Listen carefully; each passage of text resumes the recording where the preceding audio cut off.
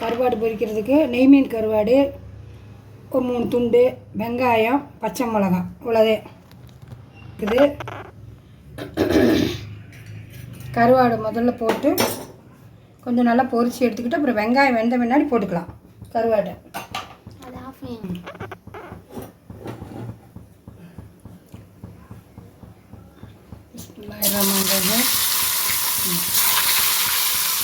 கருவாடு நல்லா வேகட்டு.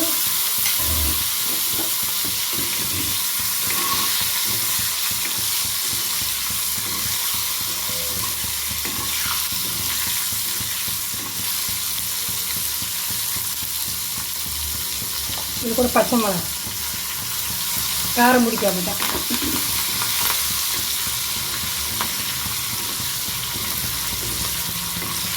நல்லா வெந்த முன்னாடி இதை எடுத்துட்டு வெங்காயம், சின்ன வெங்காயம் அது நல்லா டேஸ்ட்டாக இருக்குது. நெய் மீன் கருவாடுக்கு தூளாட்ட போயிடும் ஒன்றா போட்டால். இதை எடுத்துக்கலாம். எடுத்துட்டு வெங்காயம் போட்டுக்கலாம்.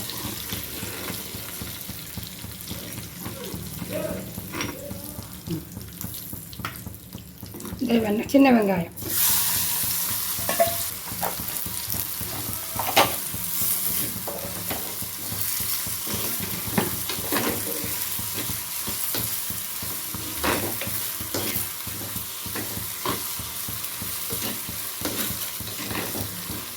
வரமிளகாய் 1 பிச்சு போட்டுக்கலாம்.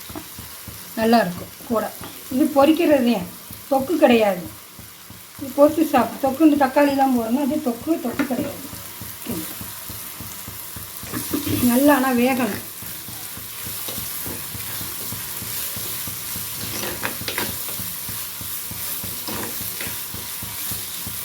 வெங்காயம் நல்லா செவக்க வெந்த பின்னாடி தூக்கி போட்டுக்கலாம். அந்த கருவாடு வேக வச்சுக்கோம்னா தூக்கி போட்டுக்கலாம். எல்லா குழம்புக்கும் நல்லாயிருக்கு. புளி குழம்புக்கு, சாம்பாருக்கு, ரசத்துக்கு எல்லாத்துக்குமே நல்லாயிருக்கும். நெய் மீன் கருவாடு நல்லாயிருக்கும்.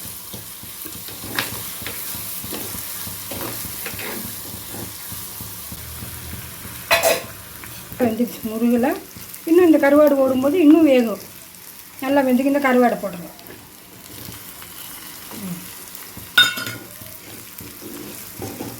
ரொம்ப நல்லது உடம்புக்கு. பால் கொடுக்குறவங்க சாப்பிட்டாங்கன்னா ரொம்ப பால் விழுங்க நெய் மீன் கருவாடு.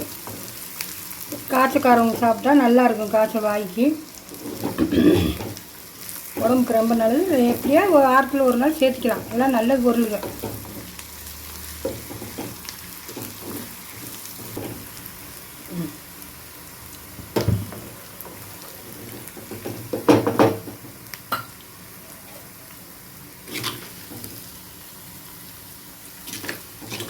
நல்லா டேஸ்ட்டாக இருக்கும். செஞ்சு சாப்பிடுங்க வாங்கி. இதெல்லாம் சின்ன சின்ன வேலை தான்.